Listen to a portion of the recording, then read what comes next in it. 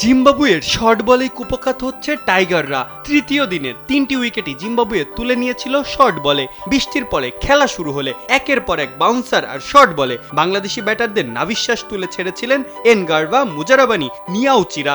দিনের শুরুতেই মুজারাবানির শর্ট বলে নিজের চিরচেনা রোগে উইকেটের পেছনে ক্যাচ তুলে সাজঘরে ফিরেছিলেন জয়। শান্ত মমিনুল সাবধানে খেললেও টিকতে পারেননি বেশিক্ষণ। নিয়াউচির লাফিয়ে ওঠা বল মমিনুলের গ্লাভসে লাগলে বিহাইন্ড দ্য উইকেটে আউট হয়েছিলেন তিনিও। দ্বিতীয় দিন শেষে অবশ্য শর্ট বলে নিজেদের দুর্বলতার কথাটা অপকটে স্বীকার করে নিয়েছিলেন সহ অধিনায়ক মিরাজ। শর্ট বলে কিন্তু আপনার অনেক সময় রানের অপশন থাকে, আউট হওয়ারও অপশন থাকে, আপনি যদি দেখেন।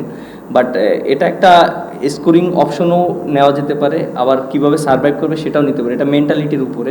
ঢাকা বলে যাদের নারায়ণগঞ্জ জয়দেবপুর পাঠিয়ে দেওয়া হয়েছিল তারা দলে দলে ফিরছে বিমানবন্দর সংলগ্ন আশিয়ান সিটিতে।